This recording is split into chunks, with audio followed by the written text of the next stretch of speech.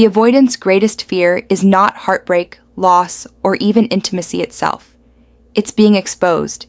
They've spent their life carefully controlling their public image, managing what others see, and maintaining a narrative where they're the reasonable one, the independent one, the person whose emotional limitations are justified by their partner's excessive needs. They've crafted a story where relationship failures are always mutual, always about incompatibility, never about their consistent pattern of emotional unavailability and withdrawal. But there comes a moment when this carefully controlled narrative crumbles. The people in your shared social circle, the mutual friends who heard both sides, the family members who witnessed the relationship firsthand, they've connected the dots. They see the pattern. They recognize what the avoidant did to you, and their perception of the avoidant has fundamentally shifted. The avoidant, who prides themselves on maintaining composure and control, is now experiencing something they're psychologically ill-equipped to handle: public accountability. They're embarrassed, not in the superficial way of a minor social faux pas, but in the deep, identity-threatening way that comes from being seen clearly by multiple people who can no longer be manipulated into seeing the avoidant's preferred version of reality. This embarrassment doesn't necessarily lead to growth or change, but it does create a crisis that forces the avoidant to confront that their pattern has consequences that extend beyond individual relationships into their broader social world. Mutual friends started choosing sides, and they didn't choose the avoidant. The first crack in the avoidant's carefully managed image appears when mutual friends begin making clear through their actions that they see what happened and they're not buying the avoidance narrative. People who used to maintain neutral friendships with both parties start showing clear preference for you. Invitations to the avoidant become less frequent or stop altogether. The friends who remain cordial do so with noticeable coolness. This shift is devastating because the avoidant genuinely believed they'd successfully framed the relationship ending as mutual or even as your fault. They told their version carefully, emphasizing your neediness, their need for space, the incompatibility, but instead, they're encountering something unexpected.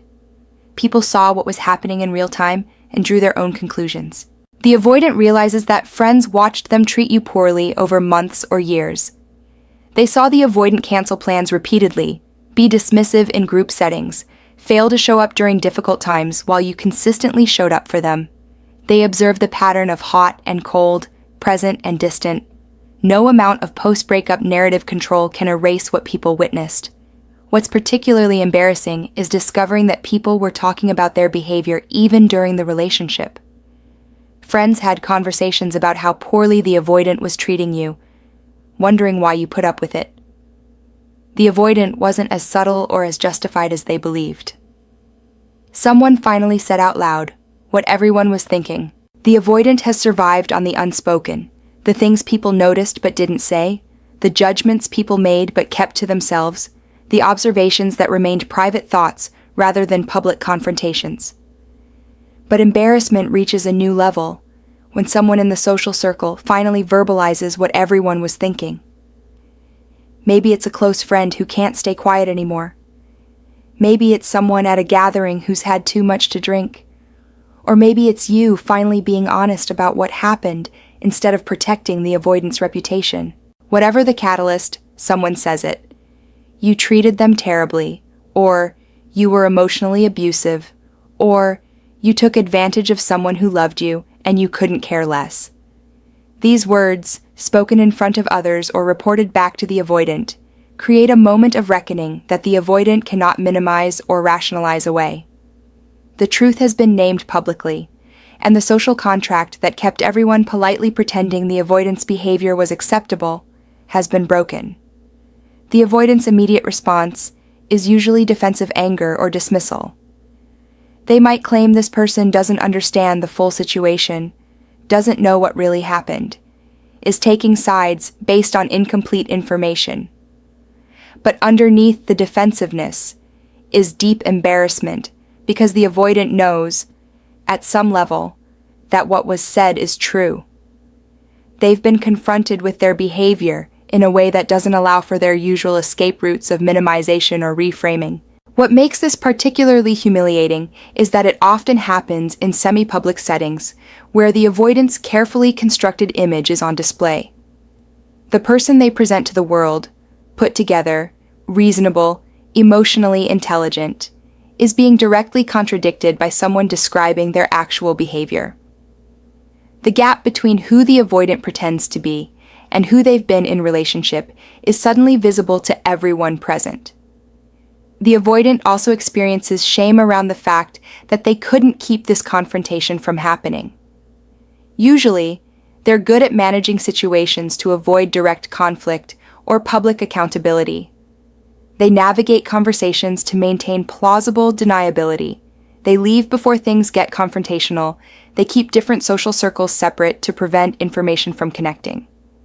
But someone being willing to call them out publicly represents a loss of control that the avoidant finds deeply threatening.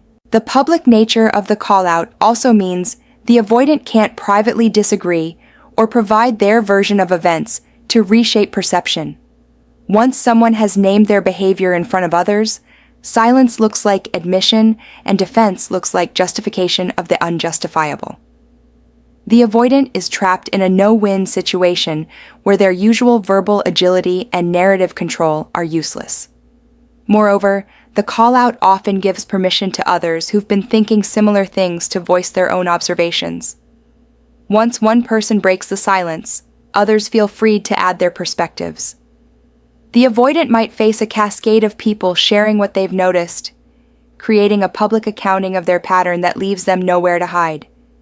The embarrassment compounds as they realize how many people have been quietly judging them, just waiting for someone brave enough to say it out loud. Their new partner heard about how they treated you. The avoidant's embarrassment reaches acute levels when they discover that someone they're newly dating has heard about how they treated you. This new person, who the avoidant was hoping to impress with their best self, now has information about their worst self. The carefully curated image the avoidant presents in early dating, attentive, communicative, emotionally available, is contradicted by stories of their actual behavior in their last relationship. Maybe a mutual friend casually mentioned it, maybe the new partner did their research and asked around, or maybe they ran into you and heard your side of the story. However it happened, the avoidant's past behavior has caught up with them in their present relationship, and they're mortified. They wanted a clean slate, a chance to be seen without the baggage of their pattern, but instead, they're having to answer for how they treated you. The new partner's knowledge creates an impossible situation for the avoidant. If they deny or minimize what they did, they look dishonest and defensive.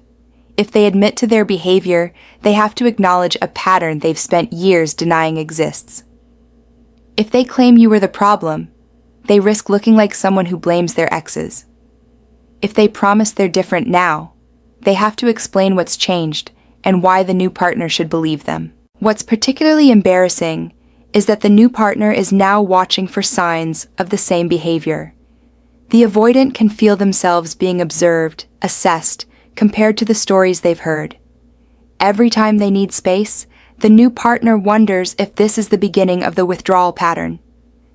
Every time they're less than fully communicative, the new partner questions if they're seeing the emotional unavailability that characterized the previous relationship. The avoidant is under scrutiny in a way they've never experienced before, and it's deeply uncomfortable. The avoidant is also embarrassed by what the new partner might think of them. This person, the avoidant is trying to win over, now knows the avoidant is capable of treating someone poorly, of being emotionally cruel, of taking someone's love for granted. The mystery and allure the avoidant usually cultivates in early dating is replaced with wariness and skepticism. Instead of being intrigued by the avoidant's emotional reserve, the new partner sees it as a red flag based on what they've heard. The situation forces the avoidant to confront that their behavior has consequences that extend beyond the relationship where it occurred. They can't simply move on to someone new and pretend the past didn't happen. Their pattern follows them, their reputation precedes them, and people talk. The fresh start they were counting on isn't possible because they're dragging the evidence of their past behavior into every new connection. Family members stopped pretending not to notice the pattern. For years, the avoidance family might have watched them cycle through relationships with the same pattern: initial intensity, gradual withdrawal, eventual ending, always with the avoidant framing themselves as the victim of someone else's excessive needs. Family members, wanting to be supportive and not wanting to interfere, stayed quiet. They listened to the avoidance version of events, offered sympathy, and didn't voice what they were starting to see.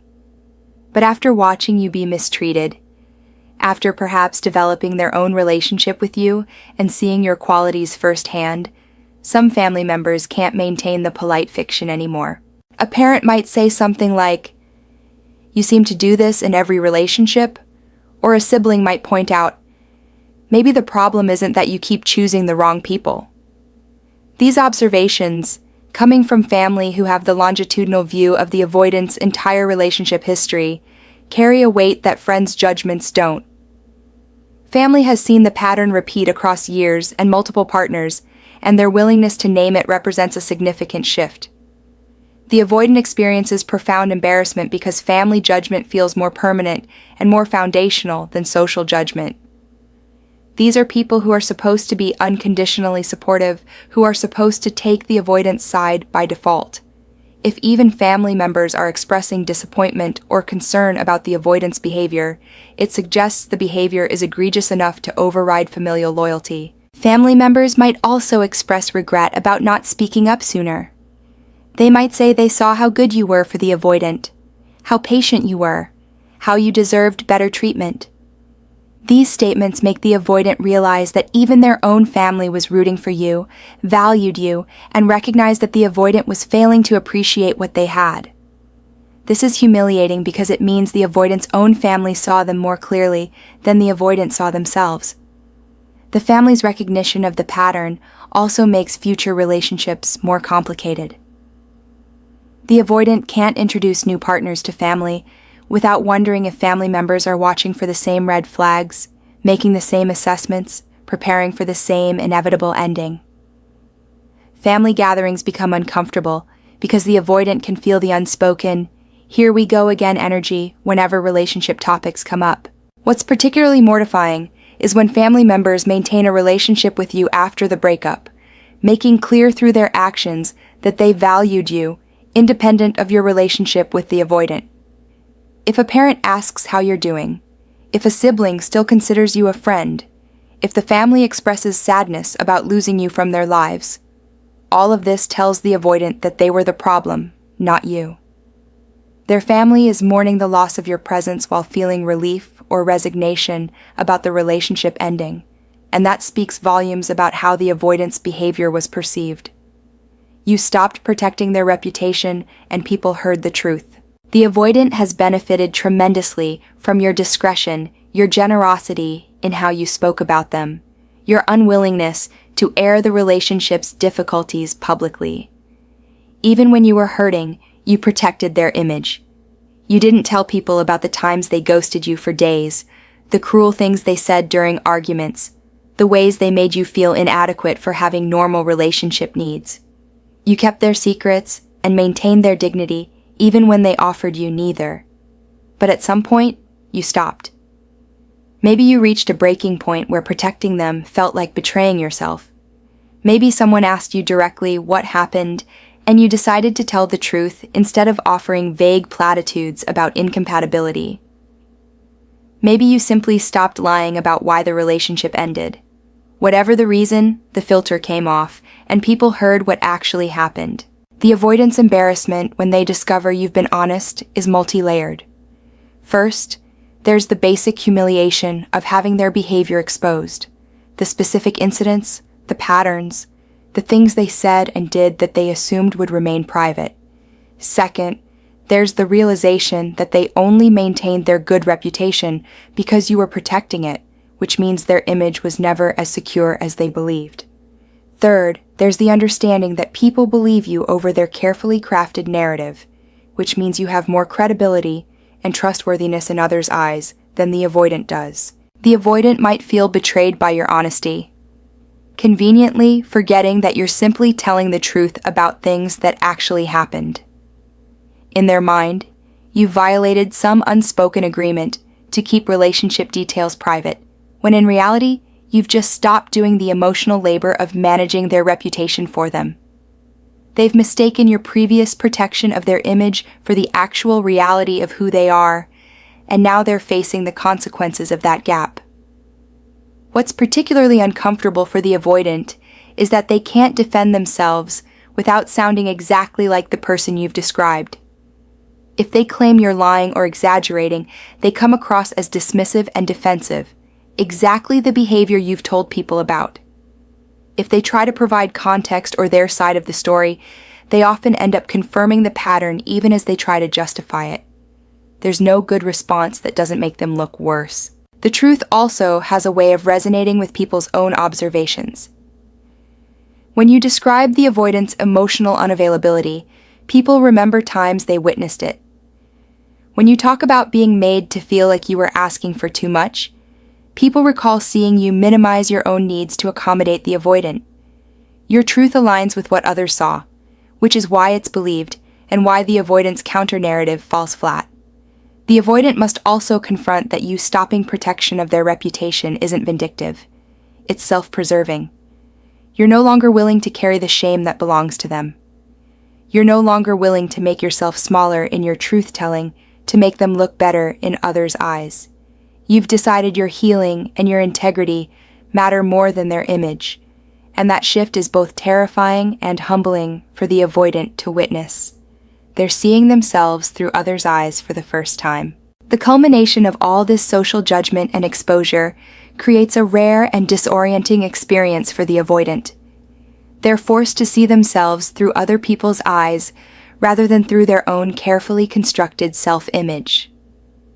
For years, they've believed their own narrative, that they're reasonable, that their need for space is healthy, that their partners are always too needy, that relationship failures are about incompatibility rather than their patterns. But when multiple people in different contexts are all reflecting back a different image, that the avoidant is emotionally unavailable, that they treat partners poorly, that they have a destructive pattern they refuse to acknowledge, it becomes impossible to maintain the delusion. This forced perspective-taking is psychologically destabilizing for the avoidant. Their entire sense of self has been built on seeing themselves as independent, strong, and justified in their emotional distance.